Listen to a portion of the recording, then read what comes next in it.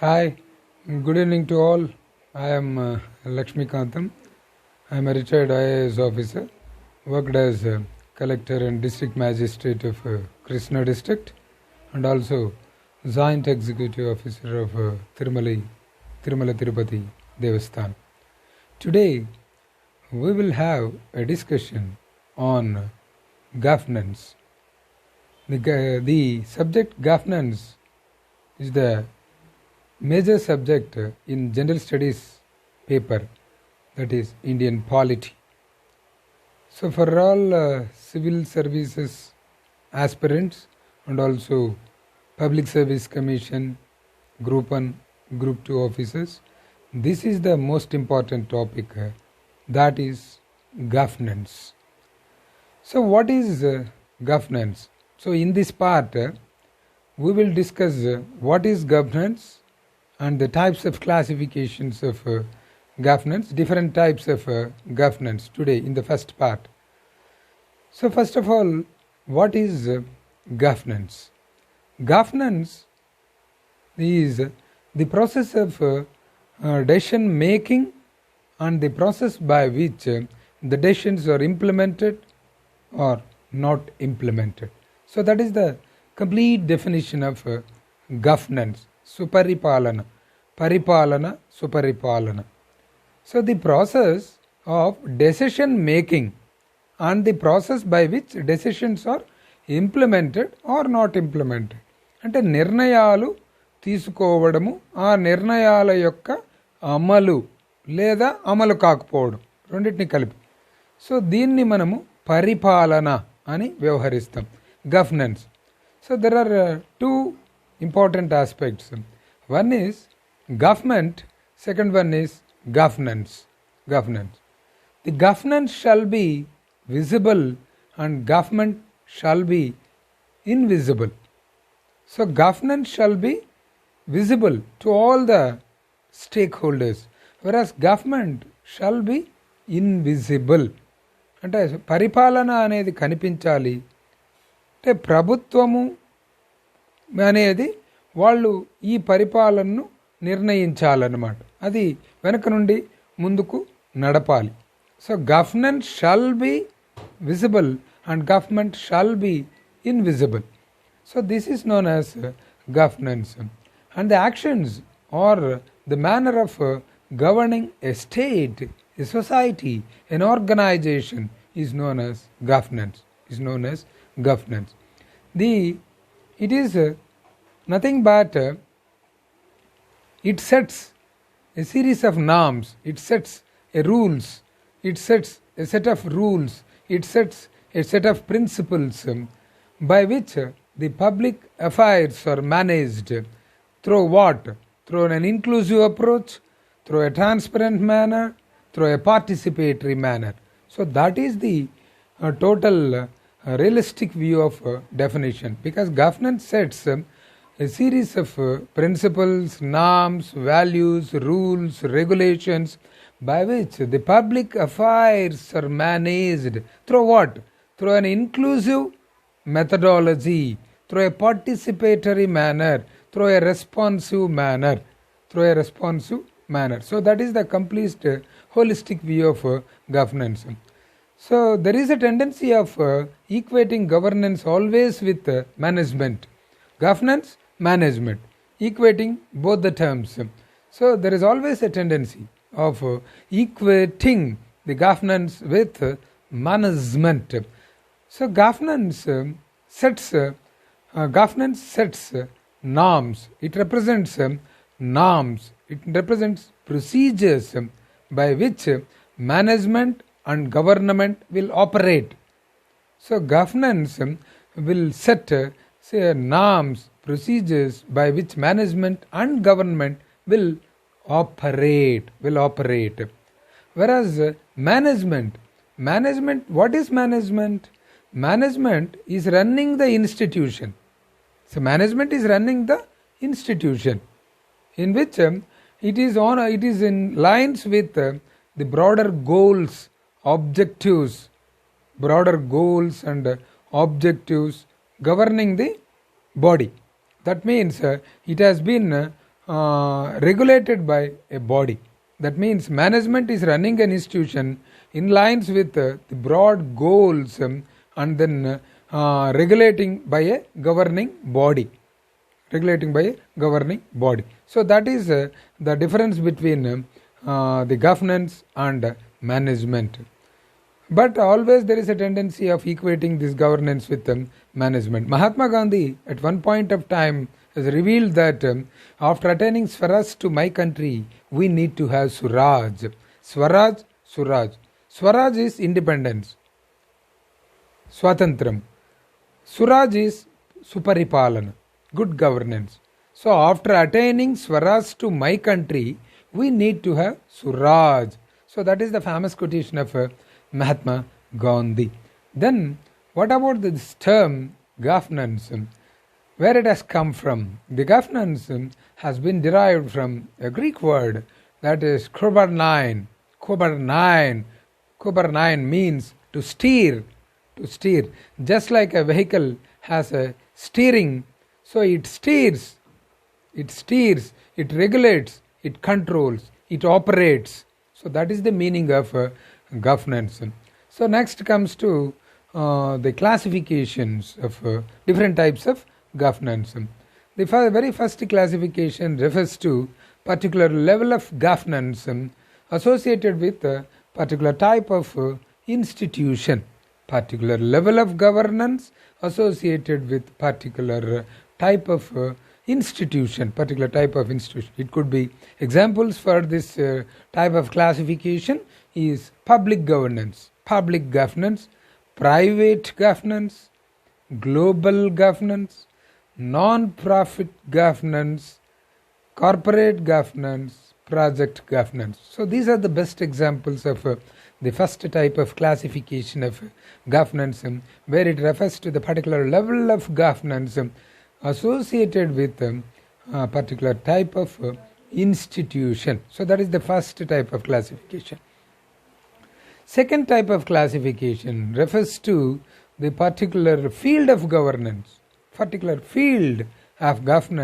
associated with the type of activity, how it will do. That is regulatory governance, land governance, health governance, internet governance, IT, information technology governance, blockchain governance. So these are the different types of governance under this second category, that is the particular field of governance associated with the particular type of activity. So the field and activity are linked in this type of classification of governance. The third type refers to the particular model of governance,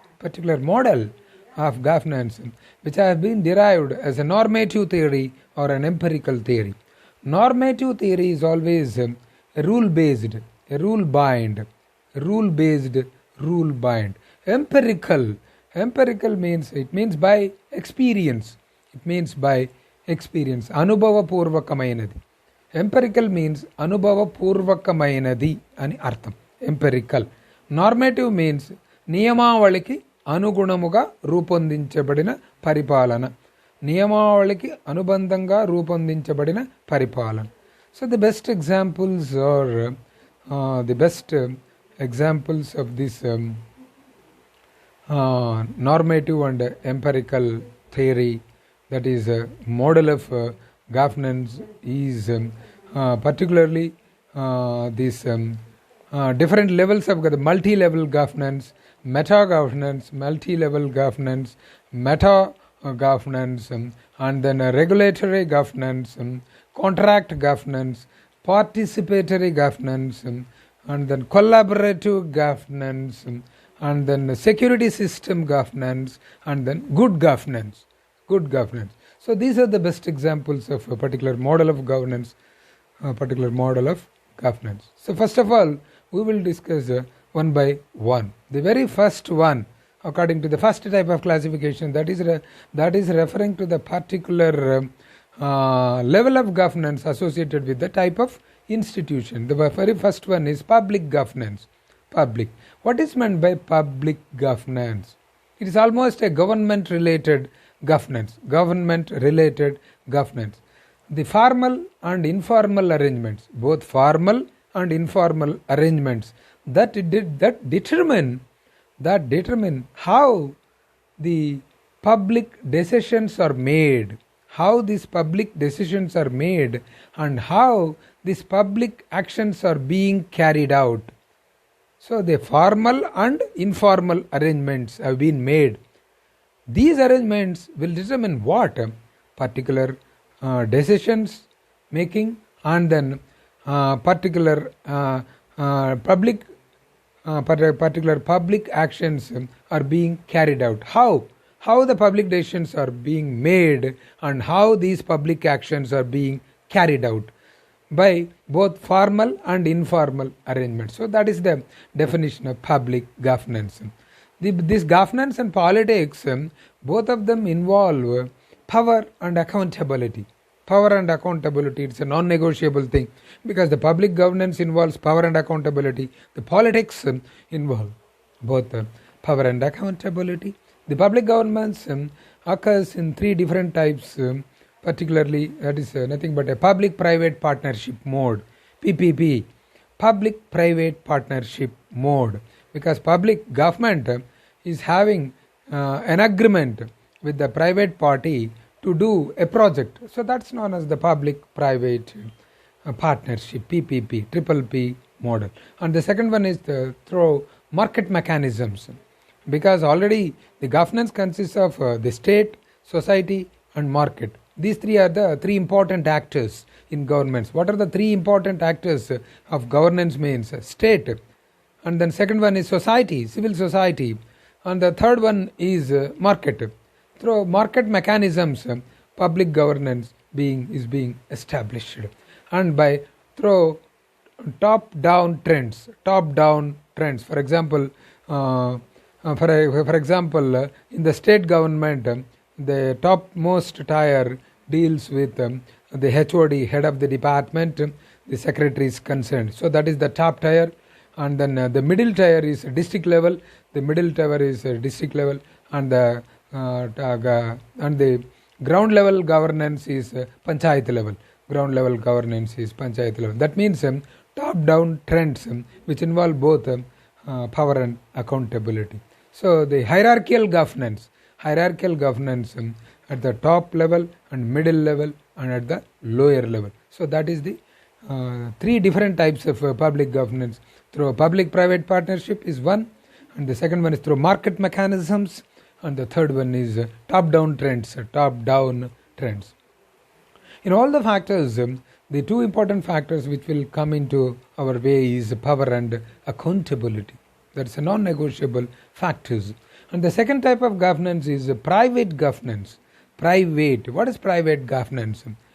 So the private governance occurs when non-governmental organization, it is not governmental organization, it is purely in a non-governmental organization, and then a dispute resolution organization,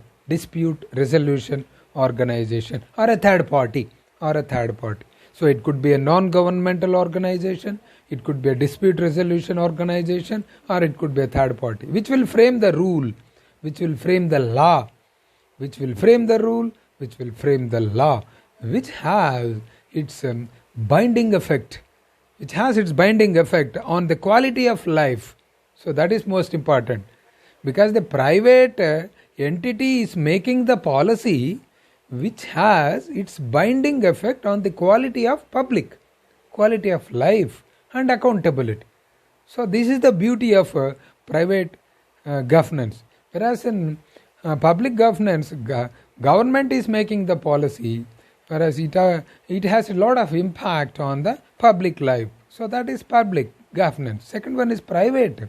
That means private entity is making the public policy which has its binding effect on the quality of life standards and accountability. It is also accountable. That means private entities are making the public policies also. private entities. That means the best example is insurance companies.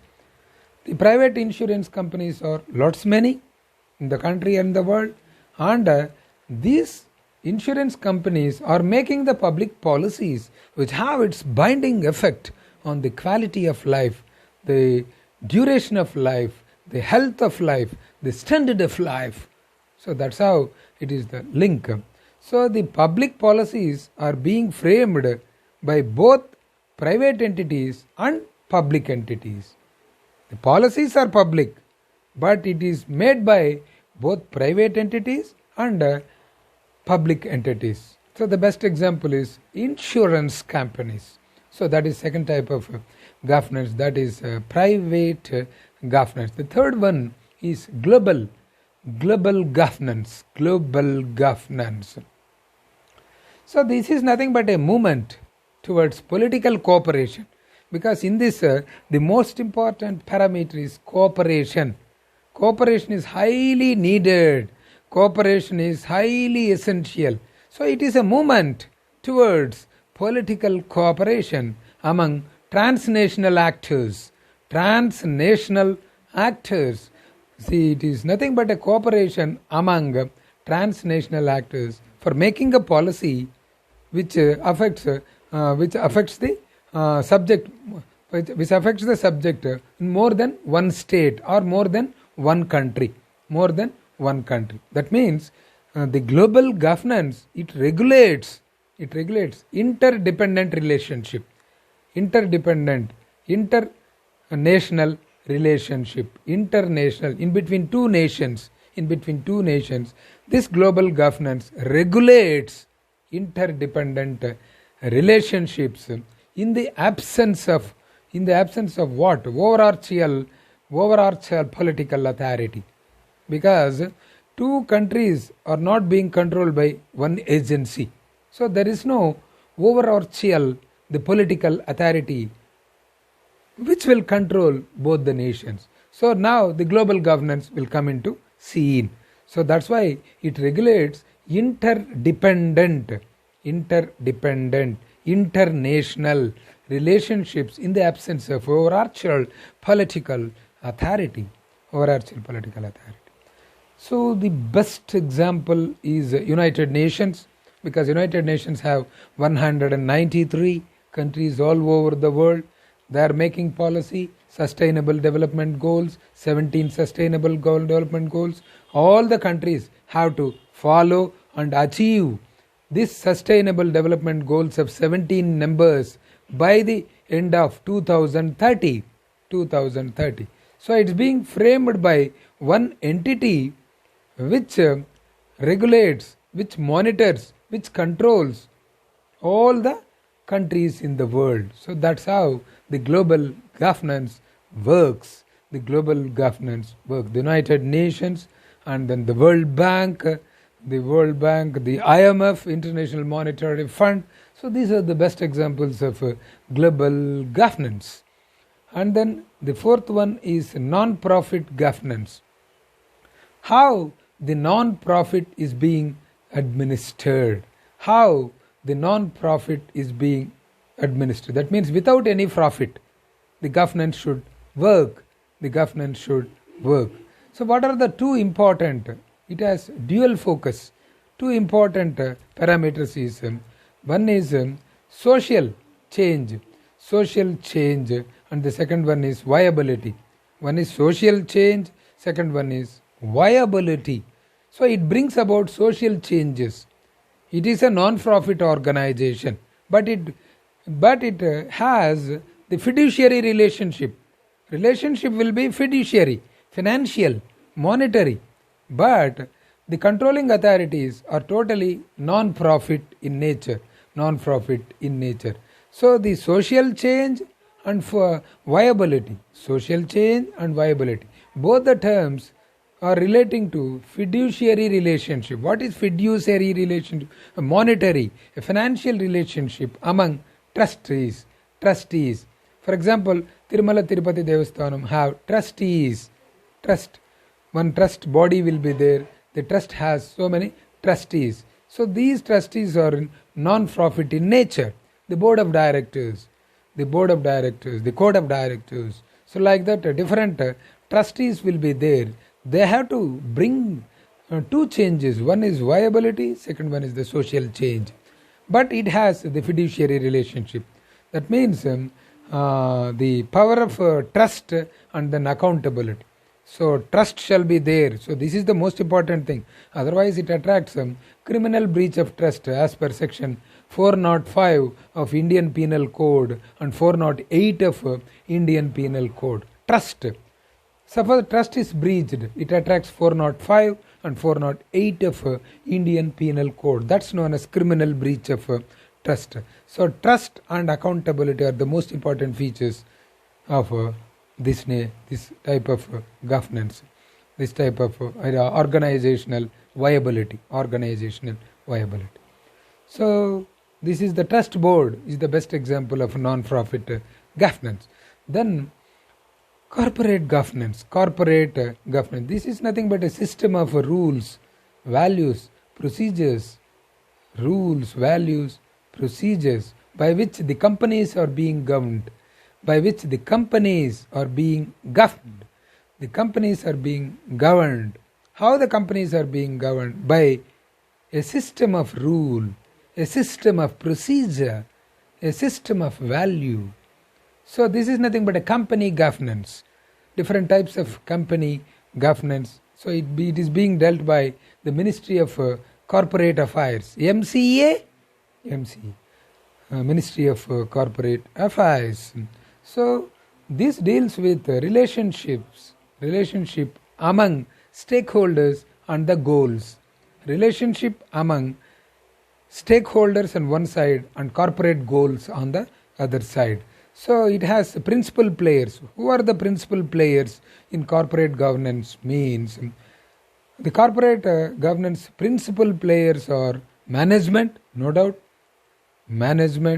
stakeholders, board of directors. These three categories are known as principal players of corporate governance, corporate regime. Then the other players. Who are the other players? Employees, certainly. The agency or the entity or the company has its own employees. Customers will be there. Suppliers will be there. Banks will be there for financing. Regulators will be there. Environment will be there. Public will be there. Because each company has its corporate social responsibility towards the welfare of the public also. So that is known as the corporate governance or the company governance, which is being dealt for the first time by Richard Eales. So that is corporate governance. Then project governance. The management framework by which the project decisions can be made. Whatever the decisions taken by the project, so that can be made within the management framework. It nothing but it deals with repeatable and robust nature. Repeatable and robust systems, wherein the organization will change the capital investment. So ultimately, who will change the capital investment in the project governance? The organization can change it because it is a robust system. Project governance is a robustable, repeatable system wherein the organization can change the capital investment, whatever the investment, that's capital created by the project, so that can be changed by the organization. So that is known as the project governance. So these are the different types of governances under the first type of classification, particularly the particular level of governance associated with the particular type of institution. So second type, particular field of governance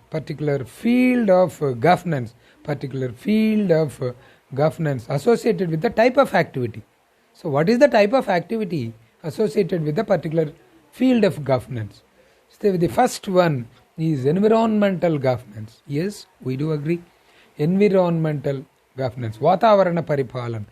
వాతావరణంలో ఉన్న నియమ నిబంధనలు ఏమిటి? దాని వలన ప్రజారోగ్యము ప్రజలపై ఏ విధమైన ప్రభావాన్ని చూపుతుంది అని. Environmental governance. So environmental governance is nothing but the process of decision making, the process of decision making involved, which have been involved in the control and management of environment and natural resources. ప్రకృతి వనరులకు వాతావరణానికి మధ్యలో ఉన్న అవినాభావ సంబంధాన్ని మెరుగుపరచడమే ఈ వాతావరణ పరిపాలన యొక్క ముఖ్య ఉద్దేశం, environmental governance. So the process of decision, whatever the decision that have been taken, so it has its own impact, own control, own management on environment and natural resources. natural ప్రకృతి వనరులు, గాలి, నీరు, భూమి, వీటన్నిటి మీద ప్రభావాన్ని చూపుతుంది. So international union of conservation of nature, IUCN, International Union of Conservation of Nature, defined environmental governance at multi-level interactions. At multi-level, no doubt, it is not one level interaction. It could be local level, it could be district level, it could be state level, it could be national level, it could be international level. So it is nothing but a multi-level interaction governance. Otherwise it cannot be achieved. Environment is wide, worldwide. So IUCN has defined environmental governance as this is nothing but a multi-level interactions, but not limited to the main actors. It is not limited to main actors. There are three main actors in governance. One is state, second one is civil society, third one is market. It is not limited to three main actors, state, society, market.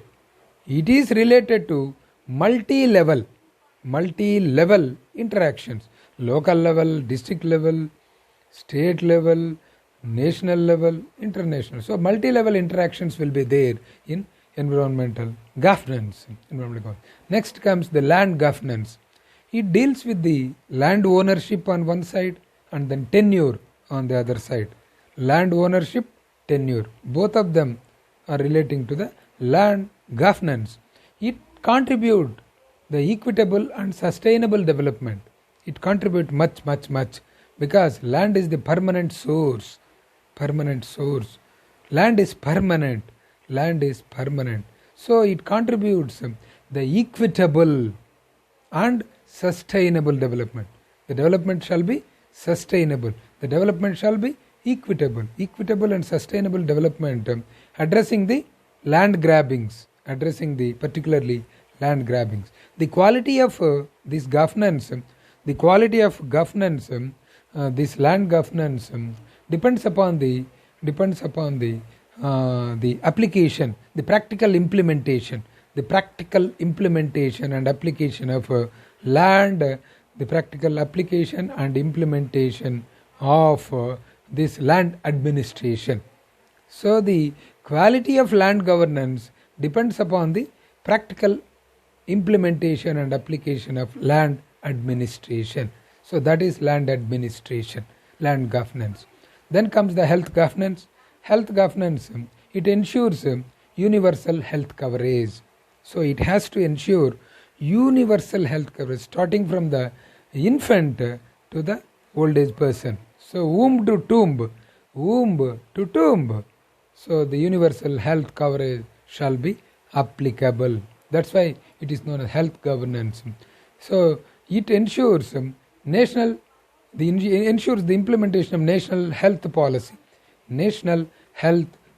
జాతీయ ఆరోగ్య విధానాన్ని తప్పనిసరిగా అమలు పరచాలి. చిన్నపిల్లవాళ్ళ నుంచి ముసలివాళ్ళ వరకు ఇది cover కావాలన్నమాట. అదే హెల్త్ గవర్నెన్స్ అంటుంది. Reactive role to proactive role of health coverage. So health insurance and then health governance deals with reactive to proactive role of health coverage. అంటే ఏదో వ్యాధి వచ్చిన తర్వాత రియాక్ట్ కావడం కంటే వ్యాధి లేకుండా తీసుకోవాల్సిన జాగ్రత్తలు. Prevention is better than cure. It is nothing but one health approach. ఇప్పుడు మనిషికి రోగాలు వస్తున్నాయి అంటే ఏదో వైరస్ వల్ల, బ్యాక్టీరియా వల్లనే కాదు. వెక్టార్స్ ఎన్నో ఉన్నాయి, ఈగలు, దోమలు, house flies and mosquitoes, and then food borne ఉంది, ఆహారం వల్ల వస్తుంది, ఎయిర్ బార్న్ గాలి వల్ల వస్తుంది, వాటర్ బార్న్ నీటి వలన వస్తుంది. కాబట్టి ఒక హోలిస్టిక్ అప్రోచ్ని డీల్ చేయడమే health governance ముఖ్య ఉద్దేశం. That is known as one health approach concept. In this, lot of game changing technology has to be involved. It is nothing but a normal traditional type of governance, health governance. It requires lot of game changes. Who are the game changers? Artificial intelligence, machine learning, because artificial intelligence and machine learning help in this automation and standardization of health services. Automation కృత్రిమంగా మనకేమంటే దేనికదే ఆటోమేటిక్గా జరిగిపోతాయి అన్నమాట. ఇప్పుడు for example ఒక వ్యక్తికి ఆర్టరీలో ఒక black ఉంది, lipid deposit ఉంది, ధమనిలో లోపల ఒక క్రొవ్వు పేరుకుపోయింది, దానివల్ల అతనికి గుండె నొప్పి వస్తూ ఉంది. సో నానోబోస్ని పంపిస్తారు. నానోబోస్ అంటే నానో టెక్నాలజీలో నానో అంటే అతి చిన్నదైనది, నానో బోస్ అంటే రోబోస్, లోపలికి ఆర్టరీ లోపల పంపిస్తే ఆర్టరీ వెళ్ళి ఆ బ్లాక్ని రిమూవ్ చేసేస్తుంది. So that's known as the nano technology, particularly artificial intelligence and machine learning technology which help in automation and standardization of health services. That's known as health governance. So the next one is internet governance. Internet governance is nothing but the development and application. The development and application of the tools, processes, programs, decision-making programs. So that will shape the evolution and use of internet. So it implies the development of application, lot of applications, development of applications, programs, decision-making programs. So that will shape the evolution of internet and use of internet. The term internet has been coined by Ashton. Internet governance. So governance through this internet technology, internet media, through governance through this Google, through this internet media. So that is known as internet governance. The next comes the IT governance. IT, information technology. Information technology has been coined by Domsic. So it establishes, it regulates the relationships between the business focus and internet management. So it deals with business. What is business? Business has been derived from bigness. Bigness, a Latin word. Bigness means inquisitiveness, anxiety. Business means anxiety, inquisitiveness. So it deals with business focus and internet, this information technology management. Investment in IT, information technology management. Investment in information technology management increases the business value, no doubt. Increases the business value because of the application of information technology. So business value will increase, amount will increase, revenue will increase, and mitigates the risk, resilience. So risk will be reduced. So that's the beauty of intervention of this IT management, IT governance. That means information technology governance. It's the beautiful, wonderful, excitable technology in the administration. So the next comes the blockchain governance. So what is blockchain technology? What is blockchain governance? Blockchain is nothing but the storage of transactional records of the public. So what is storage? Storage of what? Transactional records of the public. So whatever the actions done by public, that is known as transaction. So it has to be stored.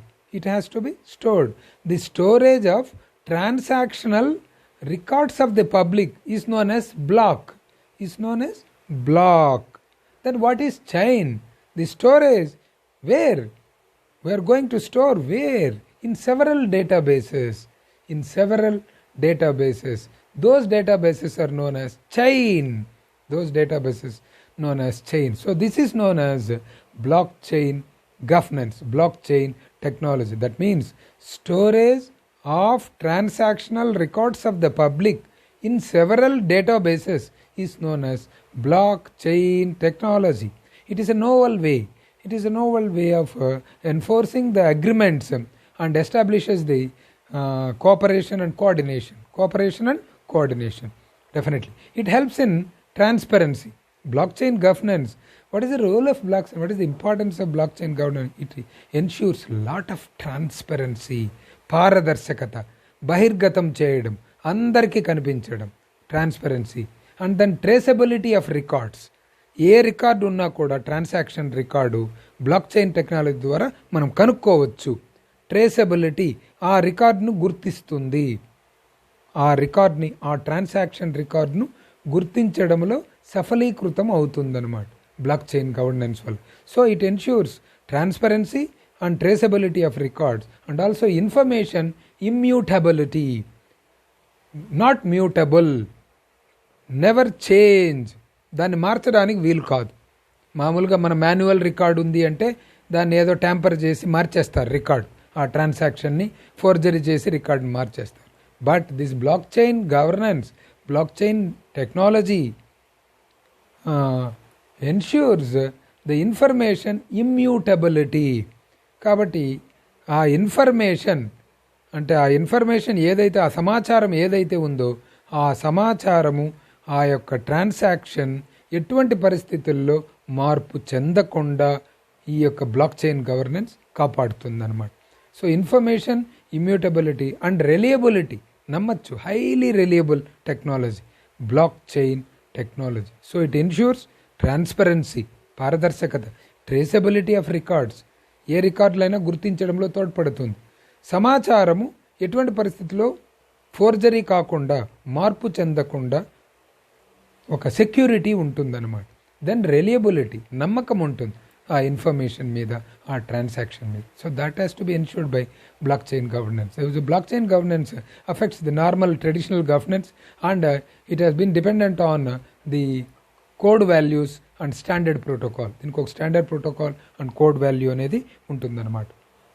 Then this is nothing but the blockchain governance. Then the third type of classification is nothing but the particular model of governance which has been derived as a normative theory and empirical theory. Normative and empirical, అనుభవపూర్వకమైనది, నియమావళికి అనుగుణముగా ఉండే model of governance అన్నమాట. Model of governance, that is regulatory governance. The very first type is regulatory governance. అంటే regulatory function, purely regulatory. Revenue department is purely regulatory, లాస్ని exercise చేసి control చేయడం అన్నమాట. Controlling nature, highly controllable nature, regulating. That means the tools and processes associated with enforcing new rules, new regulations and then reviewing the regulations. కాబట్టి ఏదైతే rules ఉన్నాయో, నియమావళి ఉందో ఆ నియమావళిని క్రమబద్ధీకరిస్తూ ప్రజలపై ప్రభావాన్ని చూపే గవర్నెన్స్ను రెగ్యులేటరీ గవర్నెన్స్ అంటారన్నమాట. అంటే ఒక క్రమబద్ధీకరణమైన పరిపాలన, రెగ్యులేటరీ గవర్నెన్స్, క్రమబద్ధీకరణమైన పరిపాలన. దీనికి కావాల్సింది ఏంటి? టూల్స్ కావాలి. Tools and processes associated with development and enforcing the new rules and reviewing the regulations. కాబట్టి నియమావళిని క్రమబద్ధీకరించడము మరియు కొత్త రూల్స్ తీసుకొని రావడానికి ఈ రెగ్యులేటరీ గవర్నెన్స్ అనేది ఉపయోగపడుతుంది. Then participatory governance. Participatory governance is highly democratic in nature. That means citizens are the most important actors, players. Citizens, actors, players. పౌరులు దీంట్లో ప్రముఖమైన పాత్ర వహిస్తారు. పార్టిసిపేటరీ అంటే దాంట్లో పాల్గొంటారనమాట, దాంట్లో భాగస్వాములు వాళ్ళు. దీంట్లో ఆ గవర్నెన్స్లో సిటిజన్స్ అందరూ, పౌరులందరూ భాగస్వామ్యులుగా ఉంటారు. దేంట్లో? పబ్లిక్ డెసిషన్ మేకింగ్లో, అంటే ప్రజలకు ఉపయోగపడే ఒక రూల్, ఒక చట్టాన్ని తీసుకురావడంలో పార్టిసిపేటరీ గవర్నెన్స్ ప్రముఖమైన పాత్రను వహిస్తుంది. ఎందుకంటే మనం ప్రజలందరూ కలిసి ఇండియాలో అనుకోండి, రాష్ట్రాల్లో ఎమ్మెల్యేలను ఎన్నుకుంటాం, ఎంపీలు, వీళ్ళు వెళ్ళి చట్టసభలలో ఒక చట్టాన్ని రూపొందిస్తారనమాట, ఒక పబ్లిక్ ఫార్ములాని రూపొందిస్తారు. సో ఆ విధంగా ప్రజాప్రతినిధి ఉన్నాడు అంటే ప్రజలు ఉన్నట్లే అన్నమాట. ఇండైరెక్ట్గా ప్రజాప్రతినిధి అనేవాళ్ళు ఆ ప్రజల చేత ఎన్నుకోబడిన వ్యక్తి. కాబట్టి పార్టిసిపేటరీ నేచర్తో రన్ చేసే గవర్నెన్స్ అన్నమాట. భాగస్వామ్యం, ప్రజల భాగస్వామ్యం ఉంటుంది. ఎంప్లాయీస్ కూడా ఉంటారు, బట్ ప్రజల భాగస్వామ్యమే ప్రముఖమైనది. That is known as participatory governance. Then contract governance. Contract governance. Contract governance అంటే establishment of relationship between two parties to a transaction. So which will control the opportunism తగ్గించి ఒక రెండు పార్టీల మధ్యలో ఒక కాంట్రాక్ట్, ఒక లీగల్ బైండింగ్ అనేది ఉంటుండడం. కోవనాంటెడ్ ఒక కాంట్రాక్ట్, ఒక అగ్రిమెంట్, రెండు పార్టీల మధ్యలో ఉండే అగ్రిమెంట్ ద్వారా నడపబడే పరిపాలనను కాంట్రాక్ట్ గవర్నెన్స్ అంటాం. అగ్రిమెంట్ ద్వారా నడపబడే పరిపాలన అని ఒక లీగల్ బైండింగ్, ఆ అగ్రిమెంట్ ద్వారా ఆ పరిపాలన నడుస్తుంది. That is known as contract governance. అంటే రెండు పార్టీలు ఏవైతే ఉన్నాయో, ఏ పార్టీ బి పార్టీ, ఈ రెండు పార్టీల మధ్యలో కొన్ని నియమాలు ఏర్పరచుకుంటాం. ఆ నియమాలని 1, 2, 3, సో ఈ రెండింటి మధ్యలో ఏర్పడిన సమన్వయ పరిపాలనను మనము కాంట్రాక్ట్ గవర్నెన్స్ అని అంటామన్నమాట. ఒక ట్రాన్సాక్షన్ జరిగినప్పుడు ఆ రెండు పార్టీల మధ్యలో ఉండే నియమావళి. So that is known as contract governance. Then multi level governance. Multi level means వివిధ స్థాయిల్లో పరిపాలన అనమాట. So it deals with the power administration in vertical levels of government. Power administration in vertical level of vertical level అంటే జిల్లా స్థాయి ఉంది అనుకోండి, జిల్లా స్థాయిలో కలెక్టర్ ఉంటారు, తర్వాత జిల్లా పరిషత్ ఉంటుంది, మండల స్థాయిలో మండల పరిషత్ ఉంటుంది, గ్రామ స్థాయిలో గ్రామ పంచాయతీ ఉంటుంది. సో మల్టీ లెవెల్ అనమాట. సో మల్టీ లెవెల్ గవర్నెన్స్ అంటే డిఫరెంట్ లెవెల్స్లో ఈ యొక్క పవర్ ఏదైతే మనకు ఇది ఉందో ఆ పవర్ని అడ్మినిస్టర్ చేయడం అనమాట, ఆ పవర్ని రెగ్యులేట్ చేయడం అనే ఈ multi level governance. So it establishes the power administration regulation in various levels, vertically in various levels of government, and horizontally also through this quasi-governmental and NGOs. Through quasi-governmental and NGOs, it runs horizontal administration, and hierarchical power administration, it runs vertical administration. So both vertical hierarchy and then horizontal transactions along the quasi-governmental and NGOs. అంటే ఒకవైపు ప్రభుత్వంలో వివిధ హోదాలలో జరిగే పరిపాలన, రాష్ట్ర స్థాయి పరిపాలన, జిల్లా స్థాయి పరిపాలన, మండల స్థాయి పరిపాలన, అంటే వేరియస్ లెవెల్స్లో ఉండే పరిపాలన, అడ్మినిస్ట్రేషన్, గవర్నెన్స్. అండ్ దెన్ హారిజాంటల్గా కూడా ఇది క్వాసీ గవర్నమెంటల్ ఎన్జిఓస్. కాబట్టి మనకు వాలంటరీ ఆర్గనైజేషన్స్ ఉంటాయి, ప్రభుత్వేతర సంస్థలు, ఆ ప్రభుత్వేతర సంస్థలు కూడా దీంట్లో భాగస్వాములుగా ఉంటాయి. Multi level governance. Third is so the term multi-level governance has been coined by Hug and Mark. Then meta governance. What is meta? Meta means after, beyond governance, paripalana, after administration. So it is governance of governance, governance of governing is known as meta governance. That means administration ante regulator ne kaadu, development e kaadu, it includes ethical principles, నీతి నియమావళి, విలువలతో కూడిన పరిపాలన, meta governance, beyond the level of human, beyond the level of administration. So it establishes, it promotes, it dictates the ethical relationship, ethical values, ethics and values, and that will determine, that will shape the governance system. So it is a part of meta governance, is a part of both input system and output system. Input కూడా ఉండాలి, output కూడా ఉంటుందన్నమాట. కాబట్టి it has a dual role of including in input and output mechanism of governance.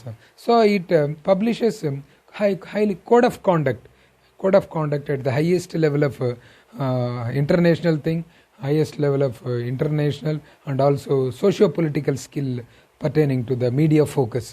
So నీతి నియమము విలువలతో కూడిన పరిపాలనని meta governance. Meta అంటే తరువాత, after, beyond the level of administration, certain value based, certain core value based, certain ethics based, some value based, some philosophical based governance. Then collaborative governance.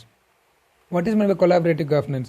Collaborative governance is nothing but government, private party, and then community, government, private party, private, government, private, community. All these three work together, work among each other, and then they talk to each other, work each other, talk to each other, and then collectively they will develop a system, product that will be greater than any other product.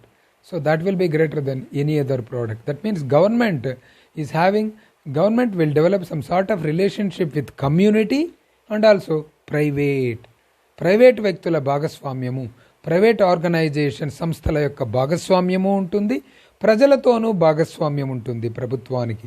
దీన్ని కొల్లాబరేటివ్ governance అంటారు.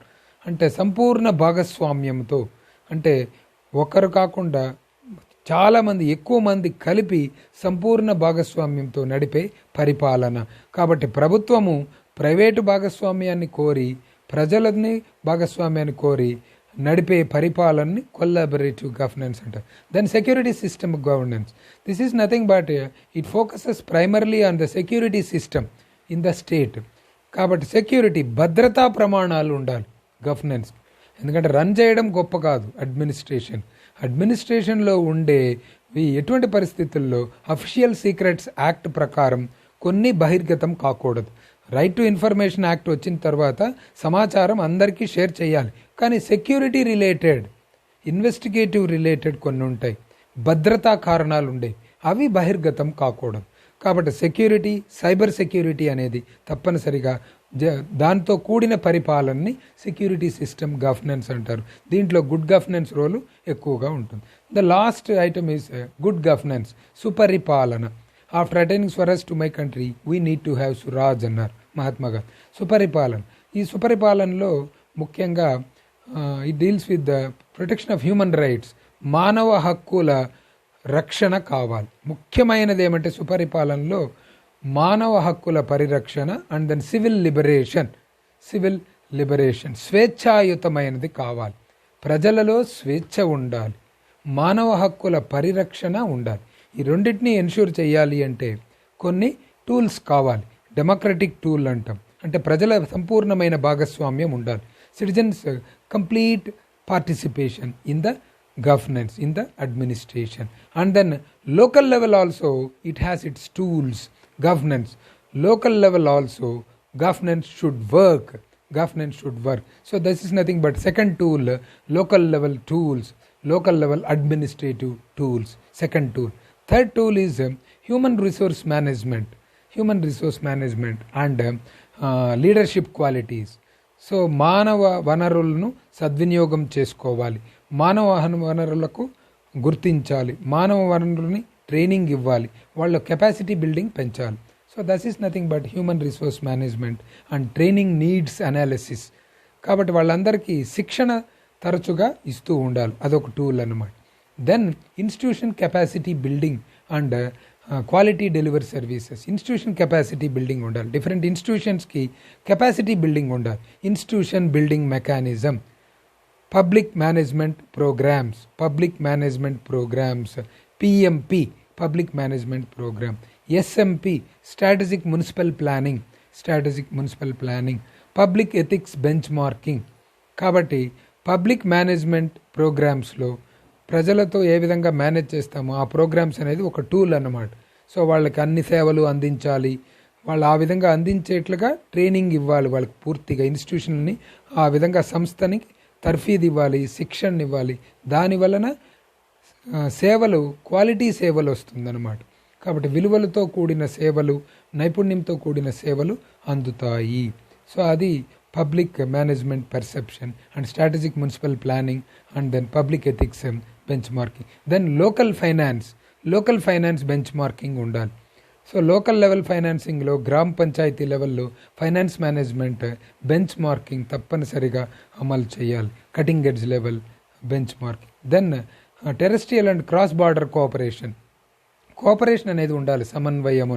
C2C cooperation అంటాం, ఇది ఒక tool. ఇది C2C అంటే city to city cooperation, ఒక పట్టణానికి మరొక పట్టణానికి మధ్యలో కోఆపరేషన్, సమన్వయం ఉండాలి. C2C cooperation, cross border cooperation, ఒక మండల్కి ఇంకొక మండల్కి మధ్యలో కోఆపరేషన్, ఒక రాష్ట్రానికి మరొక రాష్ట్రానికి మధ్యలో సమన్వయం, క్రాస్ బార్డర్ కోఆపరేషన్ అనమాట. Inter municipal cooperation, IMC, inter municipal cooperation, ఒక మున్సిపాలిటీకి మరొక మున్సిపాలిటీకి, ఒక పట్టణానికి మరొక పట్టణానికి, ఒక రాష్ట్రానికి మరొక రాష్ట్రానికి, ఒక జిల్లాకు మరొక జిల్లాకు మధ్యలో సమన్వయం. So these are the different tools of governance.